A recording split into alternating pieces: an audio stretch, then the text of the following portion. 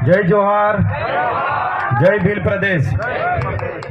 આજની ચિંતન શિબિરમાં મોટી સંખ્યામાં અહીંયા ઉપસ્થિત વડીલો, બુજુર્ગો, મુખીઓ, યુવાનો અને માતા બહેનો બધાને મારા જોહાર નમન કરું છું, જોહાર પ્રણામ કરું છું। અને એક દેશ એક કાનૂન એના માટે જે યુસીસી સમાન સિવિલ કોડ લાવવાની જે વાત કરી રહી છે, જે આપણા માટે ખૂબ જ ચિંતાનો વિષય છે। યુનિફોર્મ સિવિલ કોડ જેને 23/11/1948 ના રોજ બંધારણ સભામાં પણ એ મુદ્દો ચર્ચામાં લેવામાં આવ્યો, ત્યારેની કલમ 35 જેને આજે આપણે 44 કહીએ છીએ, એની બંધારણ સભામાં પણ બંધારણ સભાના વિદ્વાનોએ તંદુરસ્ત ચર્ચા કરી અને ત્યારે પણ નક્કી કરવામાં આવ્યું કે હાલના તબક્કે કોઈ પણ સંજોગોમાં દેશમાં સિવિલ સમાન કોડ લાગુ કરવાની કોઈ જરૂર નથી। સમાજમાં એકતા નથી, સમાજ સમાનતાની ધારામાં નથી, આબડછેટમાં પીસાયેલો છે, ધર્મમાં પીસાયેલો છે, સંપ્રદાયોમાં પડેલો છે, સંગઠનોમાં વેચાયેલો છે, પોતપોતાની વ્યક્તિગત નીતિઓ, રીતિઓ, નિયમો છે।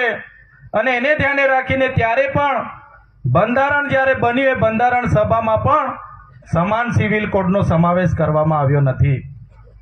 ત્યારે સાથીઓ, જ્યારે ભારતીય જનતા પાર્ટીના અગ્રણી લાલકૃષ્ણ અડવાણીની અધ્યક્ષતામાં 80ના દાયકામાં, 90ના દાયકામાં અને 2004 સુધીના સમયગાળામાં જેટલી પણ લોકસભાની ચૂંટણીઓ લડવાની થઈ, તમામ ચૂંટણીઓના દંડેરામાં માત્ર 3 જ મુદ્દામાં આ પાર્ટી ચૂંટણી લડતી આવી। એમણે કીધું અમારી સરકારો બને એટલે અમે કાશ્મીરમાંથી 370 હટાવીશું, અયોધ્યામાં રામ મંદિર બનાવીશું અને દેશમાં એક કાનૂન સમાન સિવિલ કોડ અમે લાગુ કરીશું। એમણે રામ મંદિર બનાવી દીધું, 370 હટાવી દીધી, હવે દેશમાં સમાન સિવિલ કોડ લાગુ કરવાની હિલચાલ ચાલે છે। તમે વિચાર કરો, આ દેશ પર જ્યારે આદિવાસીઓના સરદારો, કબીલાઓ હતા, ત્યારબાદ રજવાડાઓ આવ્યા, મુગલો 500 વર્ષ આવ્યા, 175 વર્ષ અંગ્રેજોએ શાસન કર્યું, છતાંય આદિવાસીઓની પોતાની જીવનશૈલી સાથે જોડાયેલી નીતિ નિયમોમાં ક્યારે એમણે દખલ અંદાજી નથી કરી।